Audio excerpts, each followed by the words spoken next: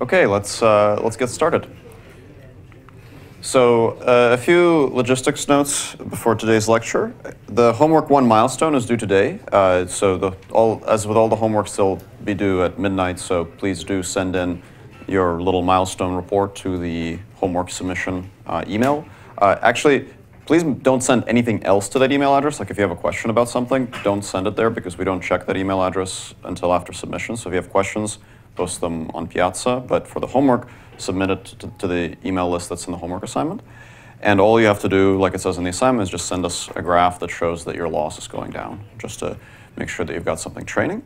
And if you found that to be a little tough, then it might be a good idea to go to the review section on Friday that Josh will be teaching. So please don't be late with the submission for that. And remember to start forming your final project groups. So the sooner you start, the better. In fact, if you have some ideas for final projects, the final project assignment is already posted on Piazza. We have a little Google Doc with some potential ideas. If you have your own ideas, if you're not sure if they're suitable for a final project, just get in touch with us. You can come to the GSI's office hours. You can come to my office hours on Friday. We can talk about potential project ideas and help you figure something out that works well. So please do think about starting on that early. Okay, today's lecture. Today we're going to cover the policy gradient algorithm, and you guys will actually all be implementing the policy gradient algorithm for homework 2, so that will go out, I believe, next week. We're going to talk about what does the policy gradient method actually do, some basic ideas for variance reduction to improve the policy gradient algorithm by exploiting things like causality and baselines, and discuss some examples of policy gradient algorithms in practice for deep reinforcement learning. So the goals of today's lecture will be to understand policy gradient reinforcement learning, understand practical consideration for policy gradients so that you can all implement it for homework 2, and that's it. So let's briefly review some of the things that we covered last week. So last week we talked about the objective of reinforcement learning and how we can formalize this objective. And to very briefly summarize this, if you have your policy, which for today's lecture will mostly be fully observed policies, so we'll come back to partially observed later. The policy is denoted pi theta, where theta is the parameter vector of the policy, which for a neural net are the weights of that neural net. It takes as input the state, it outputs the action. The state and the action go to your environment, which has its own unknown transition distribution, which determines the next state. So that's the basic RL setup. You can compute what we call a trajectory distribution, which is a distribution over sequences of states and actions by multiplying together the initial state probability, P of S1, times the product of the action probabilities at each time step and the transition probabilities at each time step. Although we don't actually want to do this in practice because we typically don't know the transition probabilities, but we can use this as a way to define our objective.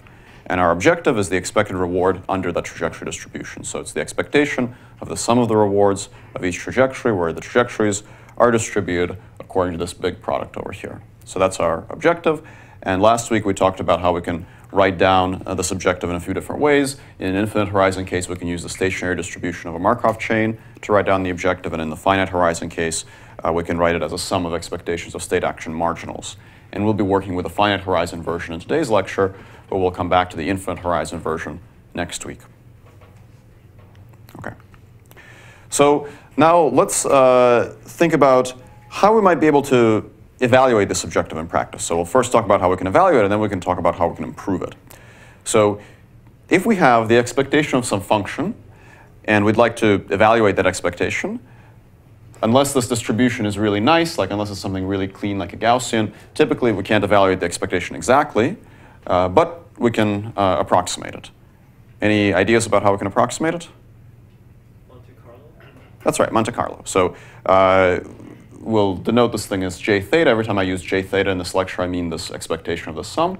And it's equal to the expectation. We can approximate it with Monte Carlo basically by drawing samples. So if we can generate samples from this p theta tau, we can average together the rewards over those samples. And the more samples we have, the better our approximation of that expectation will be. So that means that since this distribution is a distribution over trajectories, the way that you sample is you actually run your policy in the real world or in your simulator to generate these little trajectories. So these black lines denote trajectories. So if you have a robot, maybe you actually just let that robot attempt the task and see how it does.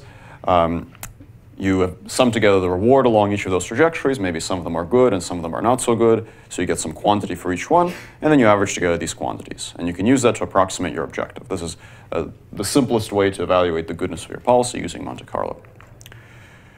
So the sum here is the sum over samples from your policy that you get by actually running your policy for the fixed horizon capital T. OK, so now we know how to evaluate this quantity. Now let's try to improve it. If you have some objective value, one of the ways that you can improve it is by computing its gradient and then taking a step in the direction of the gradient. So let's try to figure out how to do that. This is our objective. And I'm going to, just for shorthand, I'm going to use R of tau to denote just the sum of all the rewards along tau, just so I don't have really big equations everywhere. So anytime you see R of tau, you can mentally substitute this little sum in there.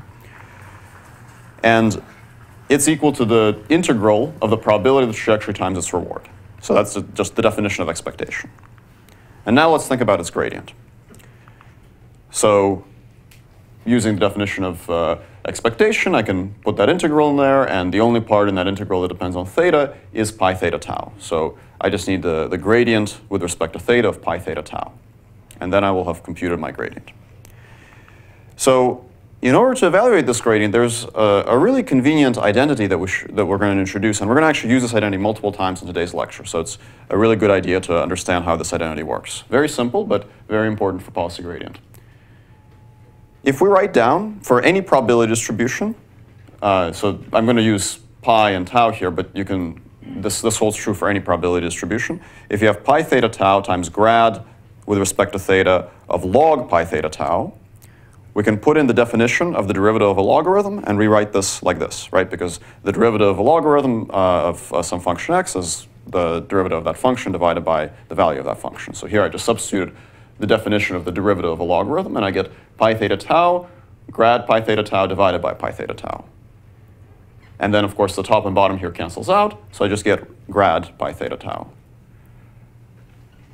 Does anyone have any questions about this identity? It's pretty simple. Yes, question? So the grad itself is the one that's causing the differentiation? Yeah, so this just means the derivative of, anytime you see this symbol, this just means the derivative of this thing with respect to theta. So very simple identity, but very important to understand it, because we're going to use this repeatedly for all sorts of policy gradient related things. So anytime you see pi theta tau grad log pi theta tau, that means it's the same as grad pi theta tau. And now we're going to do a little substitution. We're going to take this thing, which is over here, and we'll substitute the yellow thing for that. So now we get the gradient is equal to the to pi theta tau grad log pi theta tau r tau. And this, of course, is an expectation, right? Because there's a probability here. So this is just an expectation under pi theta tau, except that now it's the expectation of grad log pi theta tau times r tau. So the objective value is the expectation of r tau, and the gradient is the expectation of grad log pi theta tau r tau. OK? Does anybody have any questions about this derivation? Yes? So why could we move the gradient under the integral? Because differentiation is linear.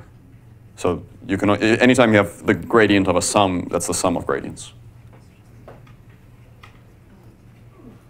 But we're integrating over the space of all taus, right? Yep. It actually doesn't matter what you integrate over. Anytime you have the derivative of a sum, that's the sum of derivatives. OK. So this is sometimes referred to as likelihood ratio policy gradient. Now let's go from this equation to something that looks a little bit more like a useful algorithm. So remember that the trajectory distribution is given by this equation. So anytime you see the pi theta tau, what's hiding in there is this big product of the initial state distribution times the product over all time steps of the probability of an action under the policy times the probability of the next state under the dynamics. Okay?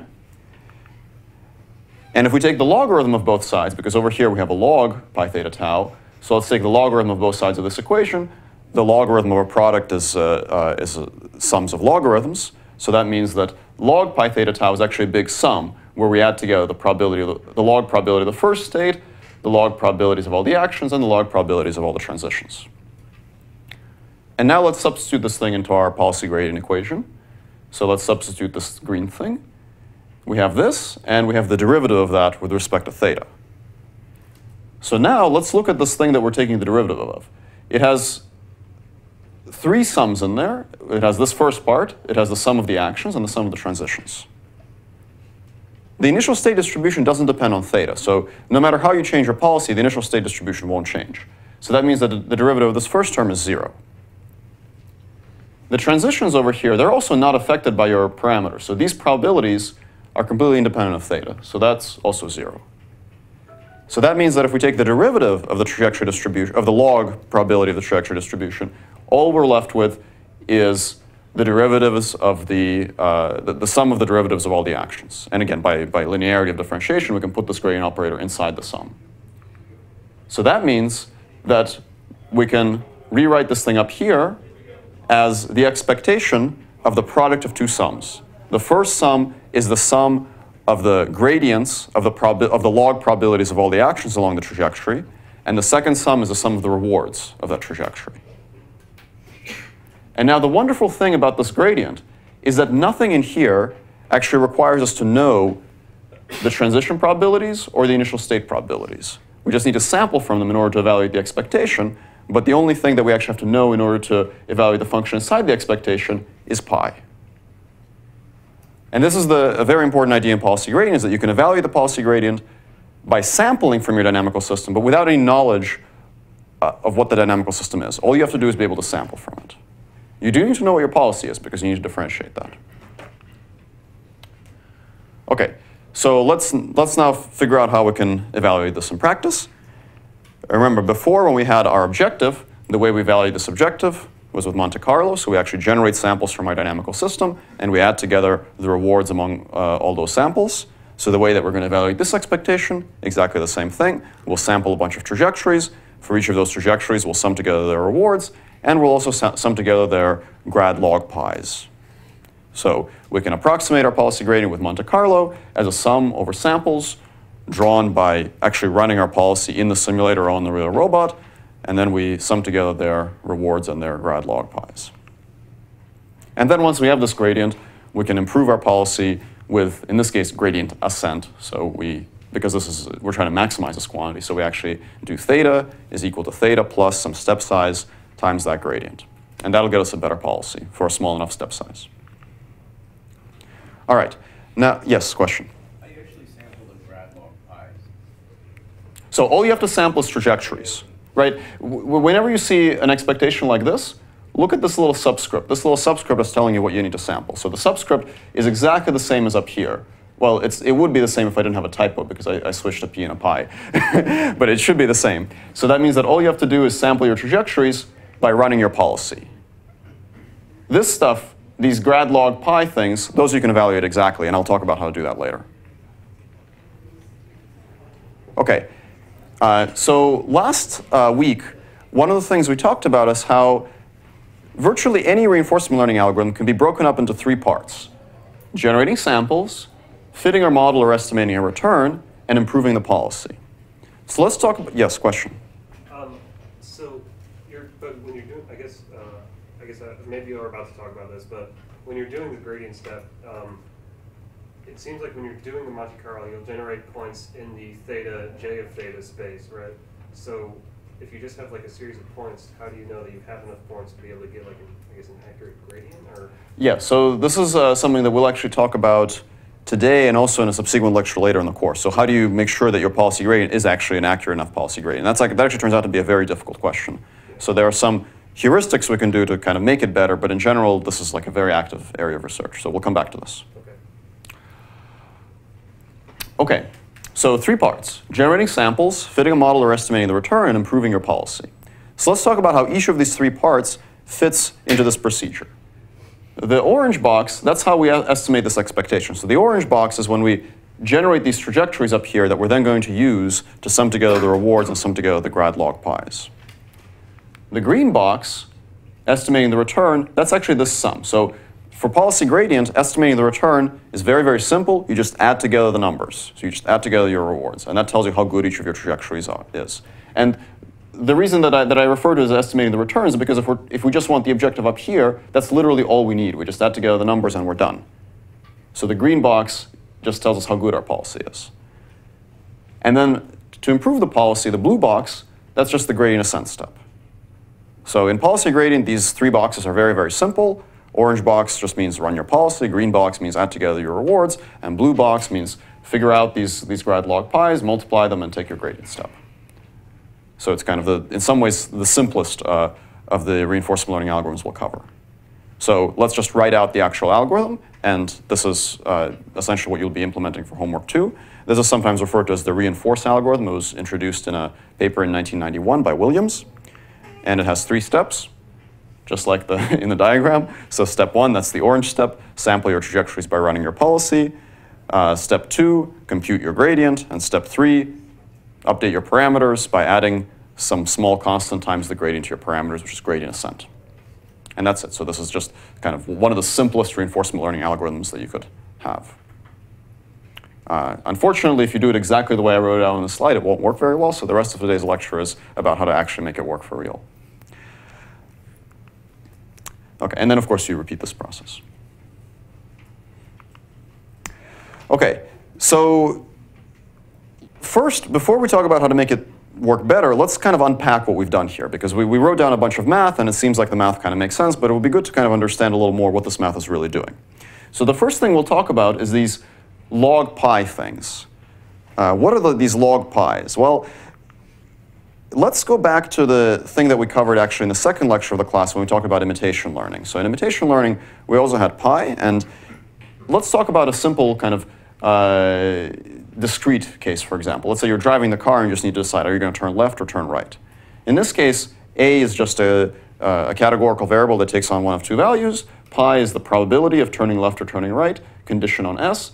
And it might be given by some big neural network that actually looks at the, let's say, an image or something like that and gives you those probabilities. Log pi is the log probability of each of those actions. So those are outputted by your network, and you can compute their derivatives. It's, I think, instructive at this point to compare what this gradient looks like to the standard gradient that we get when we're doing maximum likelihood learning. So if we're doing supervised learning, what we're really doing is maximum likelihood. So in supervised learning, we have our training data, we do this thing, and we get our pi. And the gradient in supervised learning, the maximum likelihood gradient, looks like this, right? You just want to maximize the log probabilities of all your data, and in order to do that, you compute its gradient. So this is the standard maximum likelihood gradient that we're all familiar with for supervised learning. And if you compare, just by looking at the equations, this thing to the policy gradient, you see that they're actually basically doing the same thing, except that the policy gradient is weighted by these sums of rewards. And in fact, these sums of rewards may be positive or negative. So the maximum likelihood gradient will always increase the probabilities of all your data, or at least it'll try to insofar as it's able to do that, whereas the policy gradient might actually try to decrease the probabilities of some samples and increase the probabilities of others. But mathematically, and this is going to come back to how we evaluate it in a computer program, it actually looks very similar. So if we can compute a maximum likelihood gradient, very likely we can also slightly modify that code and use it to compute a policy gradient. And in fact, at the end of the lecture, I'll show you some pseudocode examples to do just that. OK, does anybody have any questions about the connection between the maximum likelihood gradient and the policy gradient? OK, great.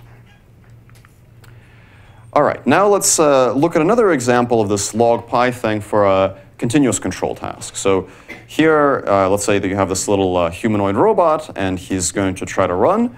He has continuous actions. So now we don't want to have our policy pi output a categorical variable. We want to output a distribution over a continuous vector. So one of the representations we might use, this is one of many choices, one of the representations we might use is a conditional Gaussian. So we'll have our neural network, and our neural network will look at the state, and it will output the mean of a Gaussian distribution.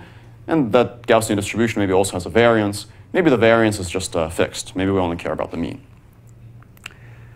So if we want to evaluate our grad log pi's in that case, we just write out the log probability under a Gaussian. So the log probability under a Gaussian is the difference between the mean and the action that was actually taken under the covariance. So it's the squared difference with the metric being the covariance. And then you can compute the derivative of this with respect to the mean. So this is just a differentiation. and you get this quantity. So now you can write down grad log pi for Gaussian also.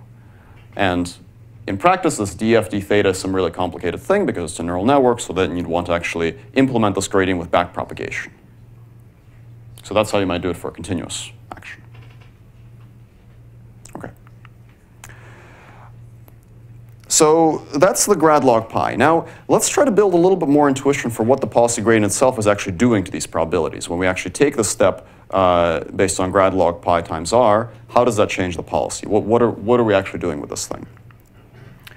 So let's kind of simplify things. Let's write them back down in the simple form where we have the taus, just so that they're a little shorter and a little easier to take in at a glance. The policy gradient just takes the grad log probabilities of your trajectories, multiplies them by the rewards of those trajectories, and that's your gradient estimate. Where this grad log pi is just the sum of the probabilities of the actions. The maximum likelihood just increases the probabilities of all the trajectories. So what the policy gradient is going to do is you're going to sample your trajectories. Some of them will be good and some of them will be bad. So some of them will have really big rewards. Maybe some of them will have really small rewards.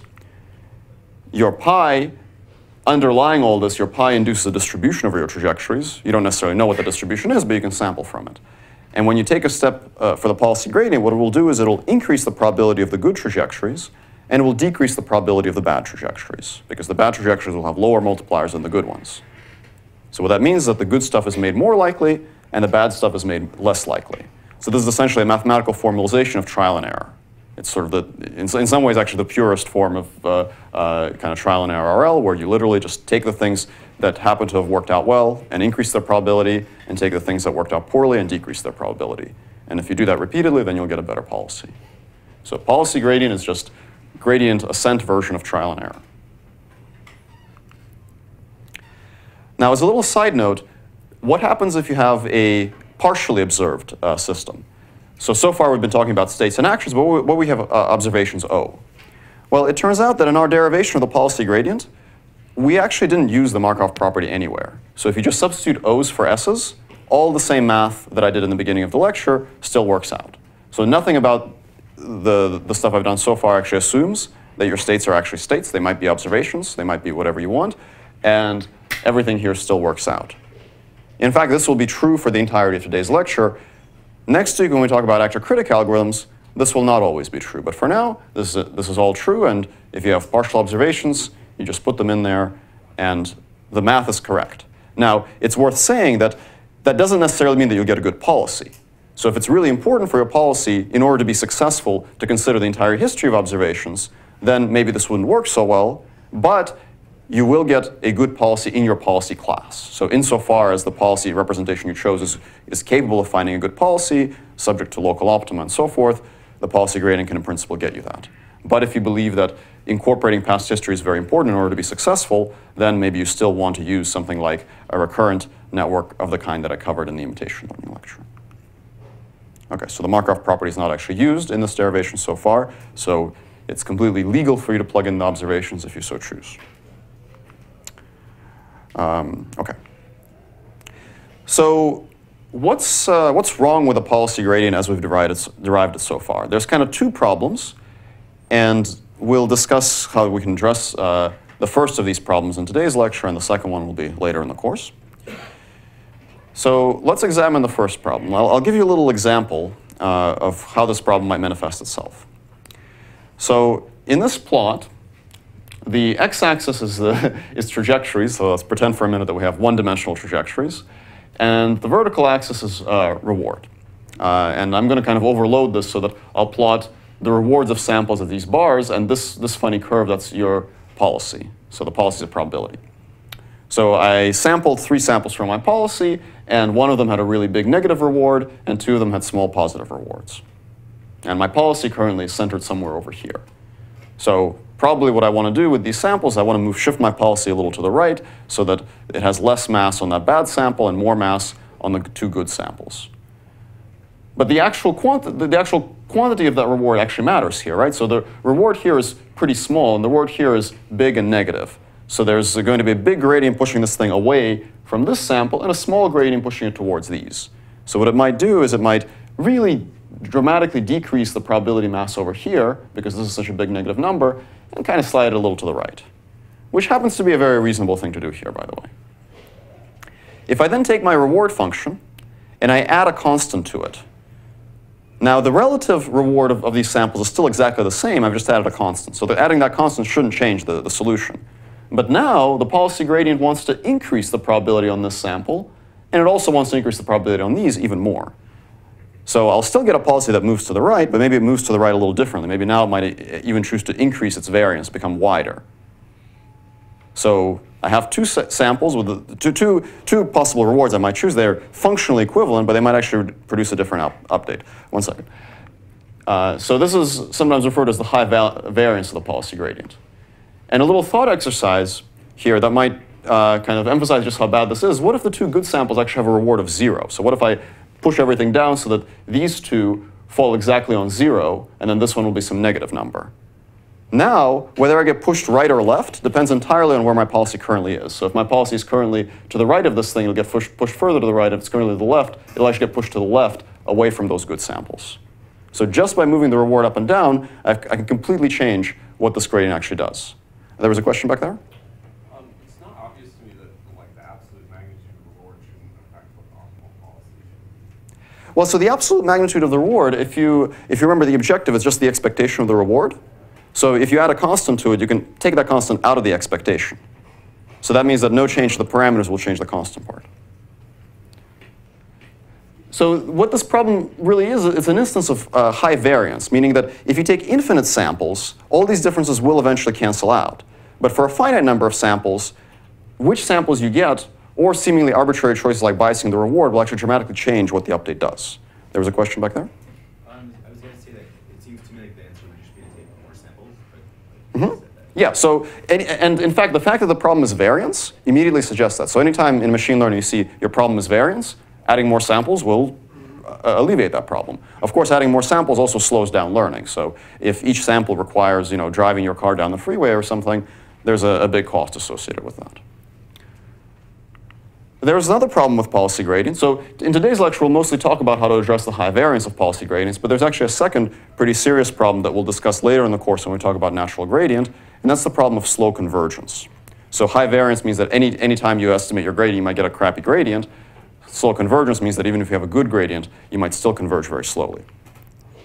So let's put together a little toy RL problem that we'll examine to understand this problem of slow convergence. Let's say that we have a problem with a one-dimensional continuous action and a one-dimensional continuous state. And our policy is Gaussian. So it's one-dimensional, so it's just the squared difference between the mean and the action. And the mean here, it's not even a neural network, it's just linear. It's some parameter k times the state. So we have only two parameters in our policy, this little k and the variance of the Gaussian. So the policy just takes a state, multiplies it by some number, and applies that action, plus Gaussian noise. And the Gaussian noise is determined by sigma. This is a very, very simple kind of one-dimensional policy with just two parameters. And two parameters is very convenient because we can actually plot a function of two numbers. So theta is just k comma sigma. And we'll choose our reward to be this kind of funny reward. This is not atypical in continuous control. The reward will be drive the state to 0 and drive the action to 0. So this first part says, I want my states to be close to 0. And the second part says, I want to get there by taking small actions. A very reasonable thing for a mechanical system. If your actions maybe correspond to actuating some electrical motor, maybe you want to use small controls. You want to not stress your motor too much. OK, so a very simple reward. This is those of you with an optimal control background will recognize this as a linear quadratic regulator, so you can typically compute the optimal solution in closed form, so that makes it convenient to analyze. But we're going to think about what happens when we do this with policy gradient. And with policy gradient, we can actually we can make a little arrow plot that shows where the gradient points for any setting of the two parameters of the policy. So on the x-axis, we have the controller gain k, and on the vertical axis, we have the variance sigma. And the funny thing about this system is that because the reward wants to make the action small, the gradient will always want to decrease sigma. Because if you decrease sigma, you will have lower probabilities of getting these randomly big actions, right? Because your actions come from a Gaussian. The Gaussian has pretty wide support, so if you decrease sigma, you also want to decrease k, but if you decrease sigma, you'll get fewer of these big actions. So the gradient, if you look at these blue arrows, they always point down. So it's always a good idea to decrease sigma. And in fact, the smaller sigma is, the more you want to decrease it because of the form of this probability. So what that's going to do is, even though your gradient always points in the right direction, the sigma component is often going to be longer. And in fact, it's going to get, relative to the k component, it's going to get longer and longer as your sigmas get smaller. Which means that if you actually use policy gradient, what you'll do is you'll dive all the way down here to really low values of sigma, and then you'll very, very, very, very slowly move your gain to the right position. In fact, the smaller your sigma is, the smaller the corresponding gradient with respect to k is. Just from looking at this equation, imagine differentiating this with respect to k, you're going to have a little bit of a problem. So you're going to get slow convergence with this form of policy gradient. And it's hard to choose the learning rate. Because if you say, OK, I'm going to get slow convergence, maybe I'll just use a giant learning rate. But if you use a giant learning rate, then the sigma component is still really big, so you'll actually go down, and you'll fall there even faster. So with this kind of policy gradient estimator, sometimes it can be very tricky to choose learning rates, and sometimes convergence can be very slow.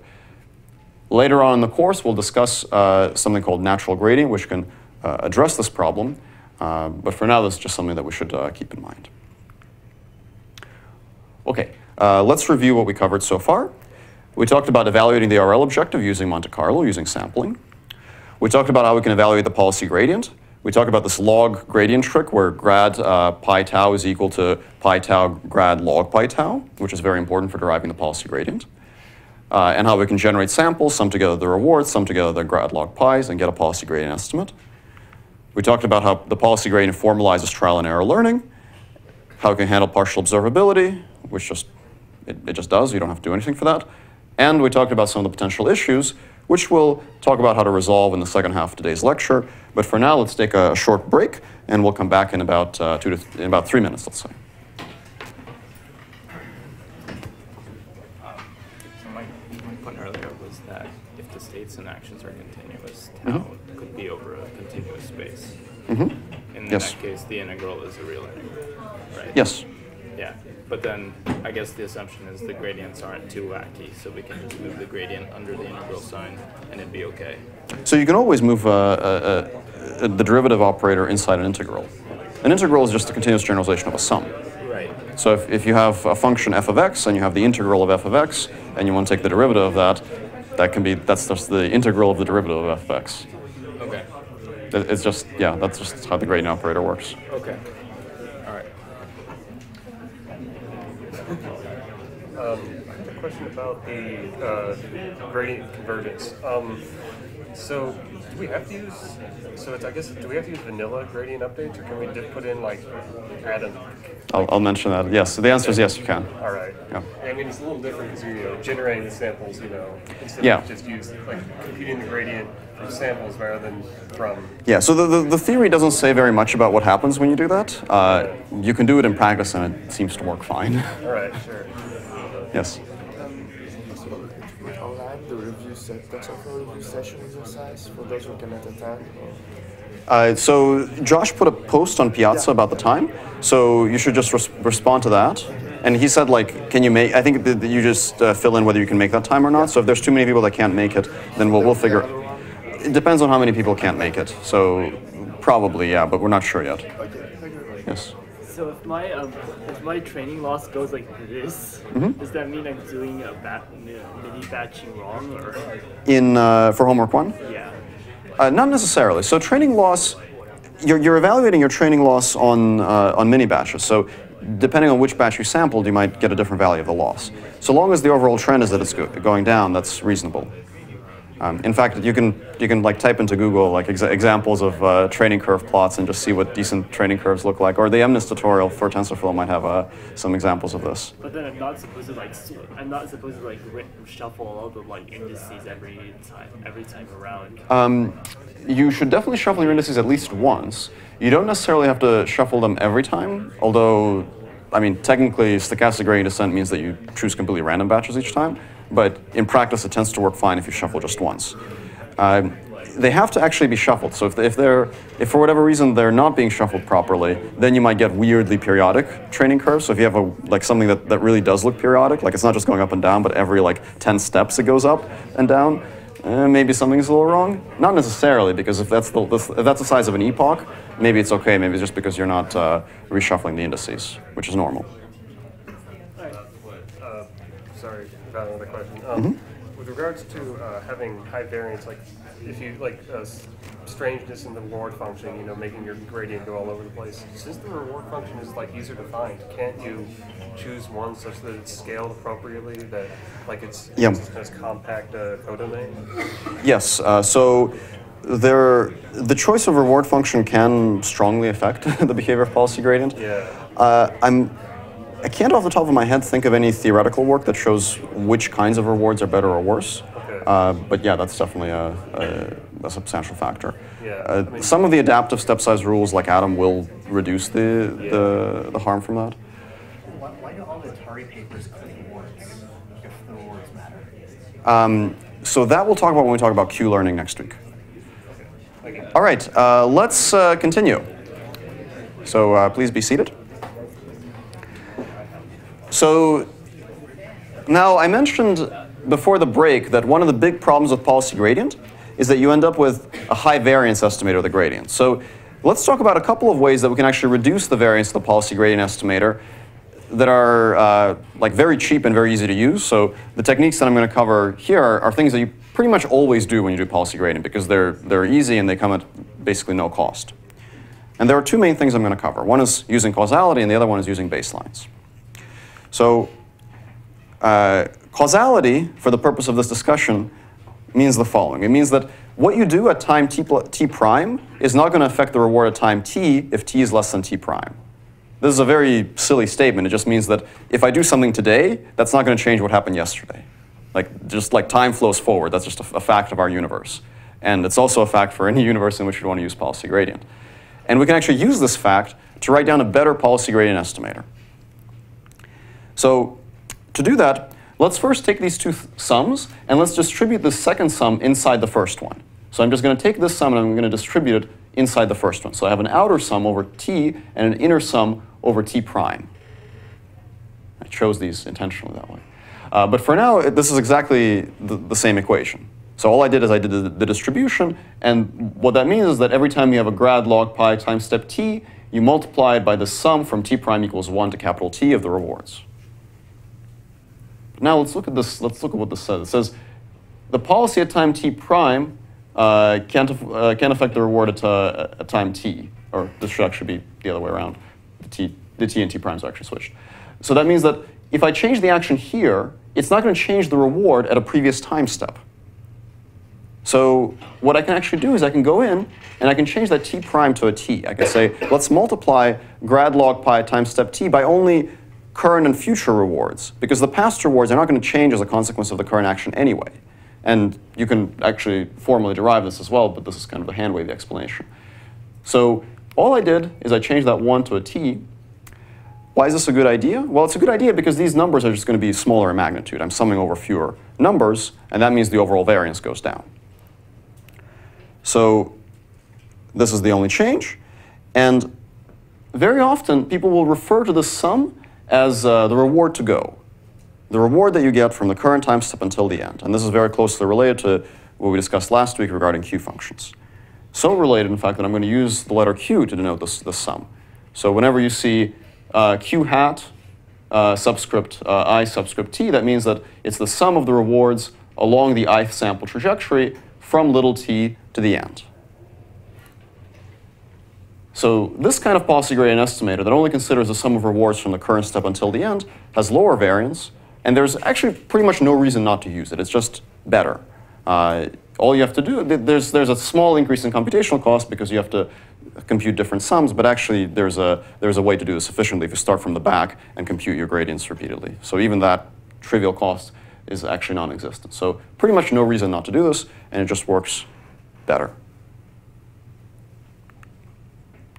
So if you see an equation like this, grad log pi times q hat, that just means the sum of rewards from the current step until the end. So this is what we would actually use in practice if we wanted to do policy gradient. All right, second trick for reducing variance. This is something called a baseline. Let's go back to this little picture of trial and error learning, where you make the good stuff more likely and the bad stuff less likely. Okay, so the good trajectory, its probability increases, then the bad one, its probability decreases. This is not actually entirely true. This was a little bit hand-wavy, because this would be true if the bad trajectory had a negative reward and the good trajectory had a positive reward. But remember that thing where you add a constant to your reward and the gradient changes? So maybe this wouldn't happen. Maybe the bad trajectory also has a positive reward. Maybe there's a giant constant added to everything. Maybe this one is like, better than this one by 2.0, but they both have 1,000,000 added to them. Then their multipliers are basically the same, right? So maybe what we really want to do is we want to not just increase or decrease the probabilities based on how good they are, but based on how much better they are than average. Maybe what we really want to do is find the trajectories that are better than what we're used to and make those more likely, and find the ones that are worse than what we're used to and make those less likely. So we kind of want to do something like this. We want to take these rewards and subtract the average reward. So that'll do what I just said, which is if you see something that's better than the typical trajectory, you make it more likely. You see something that's worse than the typical trajectory, you make it less likely. That seems very logical. Seems very reasonable. But are we actually allowed to do this? Is this mathematically legitimate? Does the math show that this works? And it turns out the answer is actually yes. That it turns out that no matter which constant you subtract up here, in expectation, the policy gradient is still unbiased. So here's the derivation of this. What we'll do in this derivation is we'll just examine just this last part, b. So we'll distribute the grad log pi inside this difference. And then we'll show that the expectation of grad log pi times b comes out to 0. So our job here is to show that this thing is equal to 0. If we can show that, then we know that subtracting any constant leaves the policy gradient unbiased in expectation. So like before, we're going to turn the expectation into an integral. And you get the probability up front, and you get grad log pi times b. And now recall this convenient identity, that pi of tau times grad log pi is equal to grad pi. And now we'll substitute this identity into this equation, but in reverse. So before we went from here to here, now we'll go back from here to here. So we'll substitute that in, and we get grad pi times b. And now, as before, we can take all the linear stuff out of the integral. So we can take the gradient operator out of the integral, and we can take the b out of the integral. And now you have b times the gradient of the integral of a probability distribution. Now, pi is a probability distribution. If you have some distribution, let's say p of x, and you integrate over all x, what does that equal? 1. That's right. So the integral is just 1. So it's b times the gradient of 1, and the gradient of 1 is 0. So we've just shown that no matter what b is, so long as b is a constant, its expectation will just come out to 0. So that means that any constant can be subtracted out from the rewards, and in expectation, the policy gradient remains unbiased. The variance of the policy gradient, however, will change based on your choice of constant. So subtracting a baseline is unbiased in expectation. The average reward, so this is sometimes referred to as the average reward baseline. The average reward baseline is not actually the best baseline you can use, but it's pretty good and it's very easy to use. So in practice, very often we use the average reward baseline. It's not actually the best baseline. So we can derive what the best possible baseline is. So remember that I said that the problem is variance. Now variance has a mathematical definition. It's this one. You can type in variance in Wikipedia and you get this. The variance of some random variable is the expectation of the square minus the square of the expectation. So let's analyze the variance of the policy gradient. Let's say that the thing that we're trying to figure out is the policy gradient. So this is our policy gradient, and we're going to compute its variance. So now this equation is going to be a little messy, but all I did is I wrote, just like here, there's the expectation of x squared minus the expectation of x squared. So what I did is I wrote the expectation of this thing squared minus the whole expectation squared. So I just plug that into the equation for variance. Now this second part, this is just the policy gradient squared. So as I showed on the previous slide, regardless of what b is here, in expectation, it's just equal to the policy gradient. So this second part, it's independent of b. The first part is not. So if I want to figure out how does the variance depend on B, I just have to consider this first part. That's the difficult part, because the second part is actually independent of B. All right, so let's simplify the notation a little bit, because all these logs and so on are kind of annoying. So I'll just call grad log pi, I'll call that G. R is R, and then B is B. So I've just written this in a simpler form, and I just removed the second term because I know that its dependence on B is non-existent. And now in order to derive the optimal baseline, what I'll do is I'll compute the derivative with respect to B, and I'll set that derivative to 0. So all I'm doing here is I'm taking the derivative of the variance with respect to B, and that's the derivative with respect to B of this expectation. So this is something that doesn't depend on B squared times this quadratic form. So I'll expand out the quadratic form, so that becomes R squared minus 2RB plus B squared, and all of them are multiplied by this G thing. So here I just expanded the square. The first term doesn't depend on B, so I just have these two terms. And now I can compute their derivative with respect to B. So if I compute their derivative with respect to B, I get negative 2 times the expectation of G squared R plus 2B times the expectation of G squared. Put this thing over on the right, divide, and when the gradient is equal to 0, B is the expectation of G squared times R divided by the expectation of G squared. So what is this thing?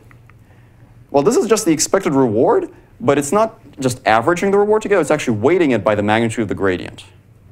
In fact, this is going to give you a different baseline for different dimensions of the gradient. So for every parameter, you'll actually get a different baseline, because the value of the gradient will be different. So it's kind of similar to expected reward, but weighted by the magnitude of the gradient. And this is the optimal baseline for policy gradient. So if you want to reduce your variance even further, you can try to use something like this.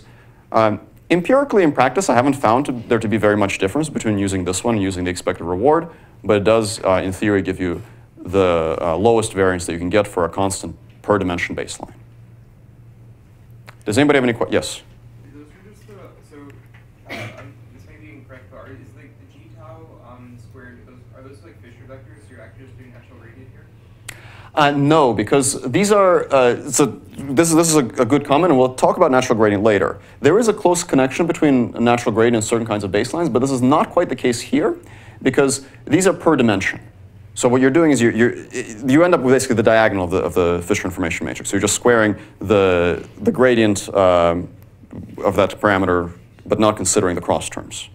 So in a Fisher information matrix, you'd have these cross terms, the derivative with respect to I times the derivative with respect to j, which are not present here.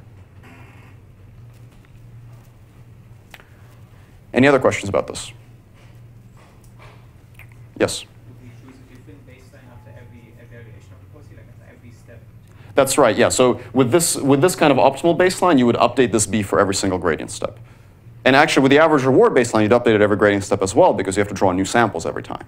So the baseline does change gradient step to gradient step. OK, so let's review what we discussed about variance reduction. So the policy gradient has high variance, so you can reduce variance by exploiting causality. That means just sum together the rewards from the current step until the end instead of over all steps, which means that the future doesn't affect the past. You can use baselines. Any constant baseline is unbiased, meaning the expectation doesn't change, but the variance does change, and you can actually derive optimal baselines. But in practice, using the average reward tends to be a pretty good choice.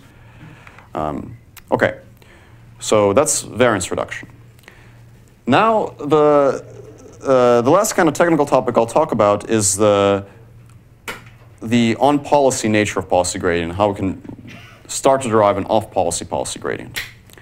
So if you remember the discussion from last week, I talked about on-policy algorithms and off-policy algorithms. The policy gradient is an on-policy algorithm. So this is the gradient, and the reason it's on-policy is because the expectation is taken with respect to trajectories drawn from your current policy pi. So this is where the trouble comes from. This is why it's on-policy. So this is the algorithm from before. You can't just skip that first step. You have to actually generate new samples from your policy every time you take a gradient step. So the neural network, if you have like some really complicated neural network for your policy, it might change only a little bit with each gradient step, but every single time you change it, even if it changes a tiny bit, you need to draw new samples. And this is part of what can make on-policy learning very inefficient. So the more progress you can make in one gradient step, the better. But remember from before that choosing learning rates can be kind of tough and convergence can be slow. So together, these issues combine to make this actually a pretty tough algorithm to use if you want to be really sample efficient. So it's very simple. It's relatively easy to implement, but you might need many samples because you're throwing out all of your old samples every single time you change the network even a tiny bit. So can we imagine some ways to do better? One of the things we can do is we can try to estimate this expectation using a different distribution. So what if we don't have samples from the latest network? What if we don't have samples from pi theta tau, but we have samples from somebody else, from some pi bar tau? Maybe it's an old policy, or maybe it's some other policy somebody gave us, something else. Well, anytime we want to estimate an expectation under some distribution, and we don't have samples from that distribution, one of the things we can do is we can think about using importance sampling. So importance sampling is how you estimate some expectation of some function f of x, distributing where x is distributed according to p of x, but using samples from a different distribution q of x. So again, when you have an expectation, you can write it as an integral.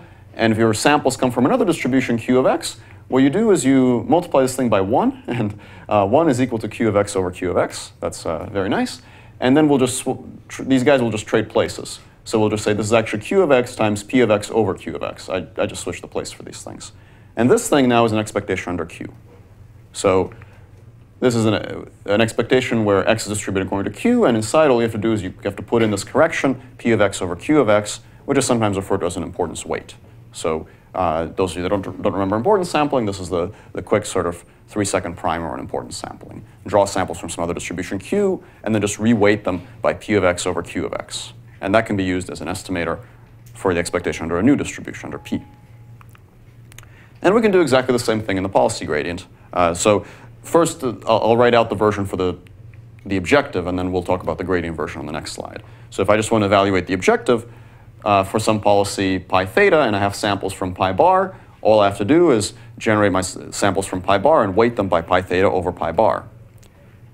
Now, what are these weights? Well, remember that the trajectory distribution is this big product of the initial state distribution, the action probability, and the transitions. So let's plug that in, and don't worry that it's a big alphabet soup of math, because almost all of it doesn't matter. So you'll notice that in this big alphabet soup, the first state appears on the top and bottom, so that cancels out. The transitions appear on the top and bottom, so those cancel out.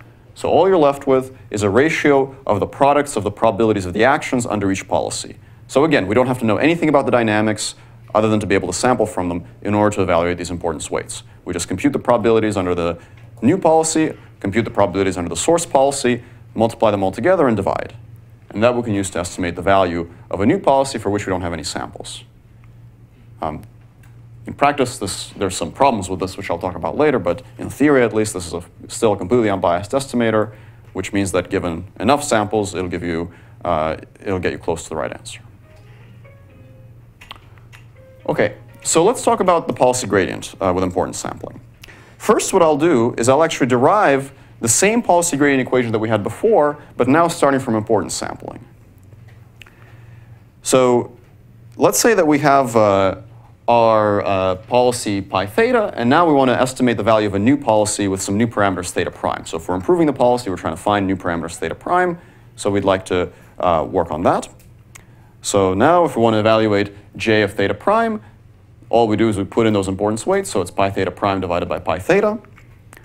And the only bit in this expectation that depends on theta prime is this multiplier at the top now, because the expectation is taken under the old parameters. So if we want the gradient with respect to theta prime, now we don't have to worry about what this expectation is, because this is the only bit that depends on theta prime. So we can write that out. That's all it is. It's just the gradient of that top part. And now we apply our useful identity again, and we get the same weight up here, and now we get grad log pi theta prime. Okay? So if you want to use this to locally estimate your gradient around theta equals theta prime, then these two things cancel out, and you get the same policy gradient that we had before. So this is just another way to derive exactly the same policy gradient that I derived at the beginning of the lecture, but starting from importance sampling now instead of having to expand out the expectation. So what if theta prime is not equal to theta? well, then we can still use this as an estimate of the policy gradient to improve our policy using samples that came from a different policy. So we just put in those weights, which are the products of the actions. And if we were to write these out sort of in long form to see what this actually is, we have our old familiar grad log pi's, our r's, but now we just have this additional product of all these weights. And that allows us to estimate the policy gradient using samples that came from a different policy. What about causality? Well, it turns out that we can incorporate causality into the rewards, like we discussed before, by summing them only from the current step. But we can also incorporate causality into the weights. So for the weights, what causality means is that the actions you took in the future won't affect your current actions. So that means that you can actually make this product go from 1 to t. So the intuition here is that basically you only care about your probability of getting to the current state and then taking the action in the current state. So you only care about the actions you took up until now for the purpose of weighting them, and you only care about the rewards from now until the end for the purpose of determining how good they are. So you can sort of think of this as like a backwards message, and this is a kind of forward message. So the importance weights, you only need to multiply them up to the current step, which again is good because that will reduce your variance. You're multiplying together fewer things. There's still some bad news here. So the future actions don't affect the current weight. But there's a little bit of bad news with this thing. Here's the bad news. This product, it's still going to be exponential in the time horizon. So even if you're only multiplying together the weights up to the current step, there will be some step where you're multiplying together a whole lot of these weights. So the overall magnitude of these, if these ratios, let's say they're less than 1, if you have a really long horizon, eventually the overall weight will go to 0 because you're multiplying together a large number of quantities that are all less than 1. So in general, this thing is exponential in the time horizon, which makes the variance of this thing very bad, even if you do all your tricks with causality. I'm going to give a little preview of a little technique we can use to alleviate this problem, but we'll dive into this a lot more later on in the lecture when we talk about some natural gradient trust region policy optimization methods. But as a little preview, here's how we can try to overcome this problem. So first, let's rewrite the objective a little differently. Let's go back to this state action marginal formulation, where now we took the sum outside of the expectation, and we're summing over the expectation and those state action marginals. And what we can do is we can rewrite this so that there's actually two expectations. There's an outer expectation over the state distribution, over the state marginal, and there's an inner expectation over the actions. So we just separated out this expectation over two random variables into two nested expectations. And we can actually do importance sampling for both the inner and the outer expectation. So for the inner expectation, all we care about is the ratio of the probabilities of the actions at that time step. And then for the outer one, we care about the ratio of the probabilities of the states. So this is an estimator for the same exact quantity. And this thing is perfectly fine. It's not exponential in t anymore. But this thing is really complicated, because this is the probability of being in a particular state. And we don't at the moment have a way to compute that. So the little preview of what's going to happen later in the course is that we're just going to cross this out. Turns out that it's going to make it no longer unbiased in expectation, but we'll see why this is actually a reasonable approximation when the two policies are similar enough to each other. So this turns out to be an approximation that actually works reasonably well in many cases in practice, and there's some theoretical justification for why it's not too egregious. So that's kind of the preview of how we can make importance sampling and policy gradients actually work reasonably well, even for long horizon problems, by just crossing out that bit. OK, now let's talk about some more practical considerations. And this is something that might be useful for you for homework 2, is how we can actually implement policy gradient in practice. So if we want to implement policy gradient with an automatic differentiation tool like TensorFlow or PyTorch or something like that, then one of the things that we don't want to do is we don't want to compute these grad log pi's explicitly and then do this multiplication, because the grad log pi's for a large neural network are going to be these gigantic vectors. So the way that we typically deal with large neural network is we don't compute the gradients for each data point and then add them together. What we do is we backpropagate the error. So can we use backpropagation to compute the policy gradient? Here's how we can do it. We need to write down some kind of graph such that the gradient of that graph is the policy gradient. So when we do regular supervised learning, we write down a graph where at the end of that graph you have your loss function, you compute the gradients of that graph, and you get your maximum likelihood gradient. Can we do something like that for policy gradient?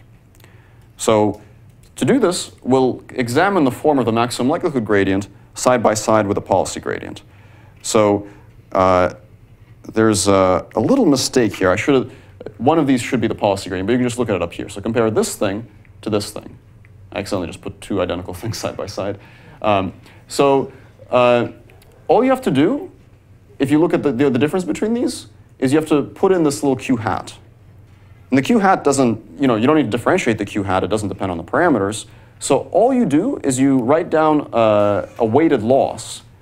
So if you just write down this sort of pseudo-objective, where you have log pi times q hat, which is just like the maximum likelihood objective, only now weighted by the q hats, if you call a gradient on that, it'll get you exactly the policy gradient.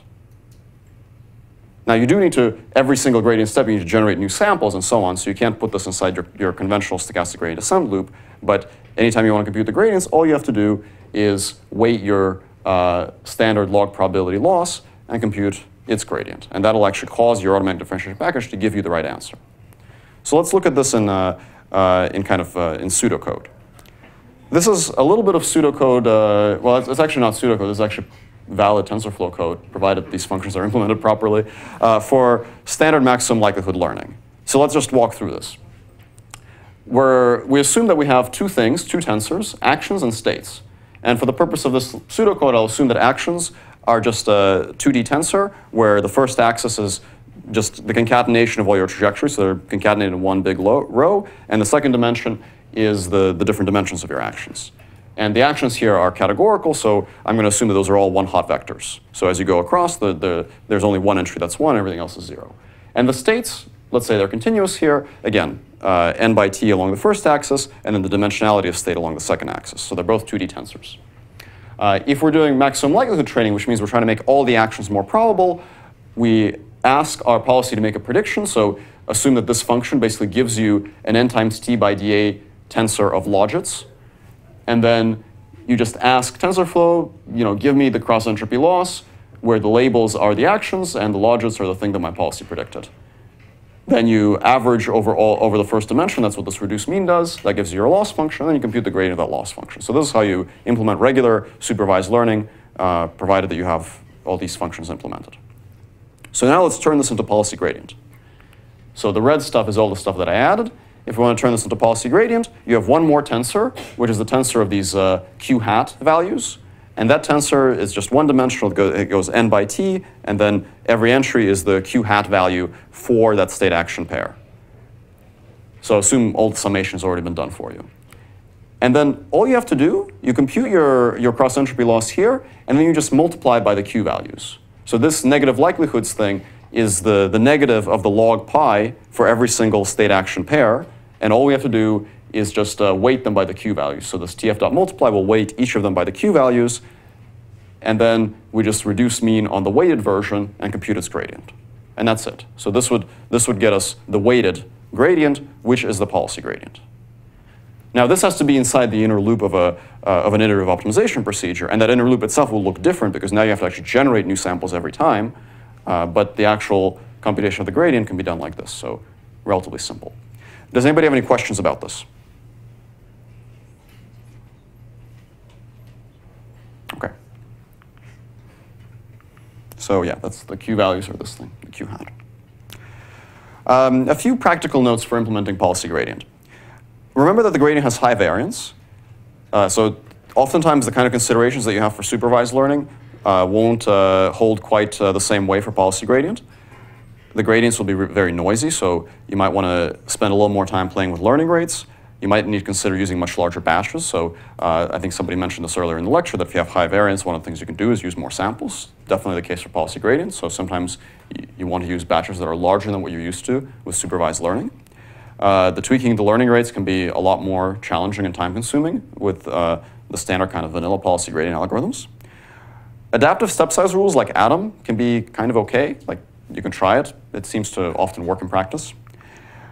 But we'll learn about some policy gradient-specific learning rate adjustment methods later. So if you're using policy gradient, there are actually better ways to automatically adjust step sizes than Atom that we can develop based on things like natural gradient. All right, so to review, the policy gradient is an on-policy algorithm, which means that if you change the policy even a little bit, you need to generate new samples. You can derive an off-policy variant with importance sampling. The correct importance weights scale exponentially in time horizon, which is kind of problematic. But you can ignore the state portion, which gives you an approximation that in practice can work pretty well. You can implement with automatic differentiation. You just have to figure out what it is that you're supposed to backpropagate through the network.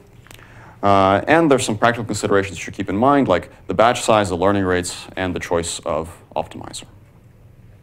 Okay.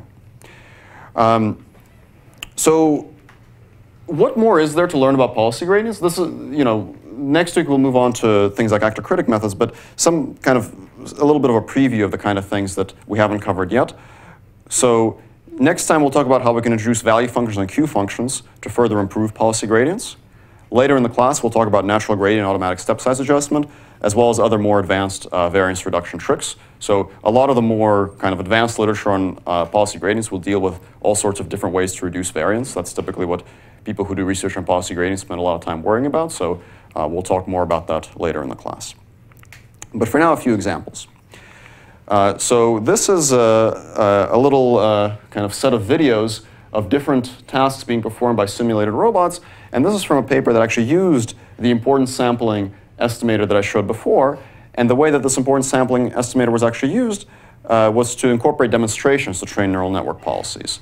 So the neat thing you can do here is the sampling policy doesn't actually necessarily need to be some other neural net policy that you have. It might be, for example, a distribution of demonstrations that somebody gave you.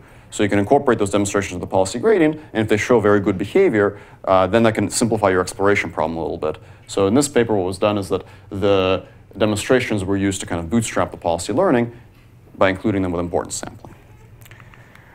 Here is a paper that actually learned many similar tasks, but entirely from scratch without demonstrations. And one of the things that was important to get this to work is to actually use an automatic step size adjustment rule based on natural gradient, which we'll discuss later. And it's a policy gradient method that can work with discrete and continuous actions, and there's some code available for that as well. So later on in this video, there's also some examples of playing Atari games as well. So you can use this for continuous control, you can use it for discrete action environments like Atari games with actions and so on. Yeah, so this is some comparisons to some other methods, and these are the Atari games. Basically the same exact algorithm, which is one of the nice things about policy gradients. They are actually very general and relatively easy actually to apply to new problems. So as kind of a rule of thumb, if you have a new reinforcement learning problem, if you don't care about sample efficiency very much, policy gradients are often a good place to start because compared to other reinforcement learning algorithms, they can be a bit easier to get to work. Okay, some suggested readings if you want to learn more about this stuff. Some of the classic papers on policy gradients. So this is the paper that actually introduced the reinforce algorithm, which I mentioned at the very beginning of the lecture. It's Williams, I think it should actually be 91. And actually this was a paper that talked about using policy gradients to train neural network policies with continuous actions, but from many years ago.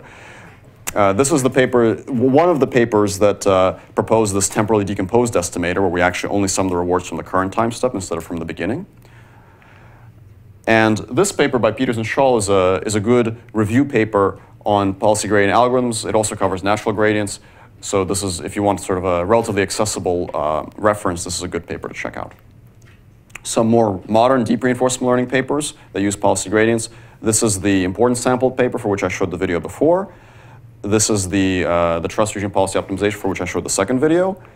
And this is a more recent paper that actually combines trust regions and importance sampling to have an algorithm that's sort of a little bit off policy, but not too much. So it has the flavor of an on-policy algorithm, but includes a few older samples. Okay, well that's it. So I'll see you all next week for the actor-critic lecture, and remember to turn in your milestone tonight.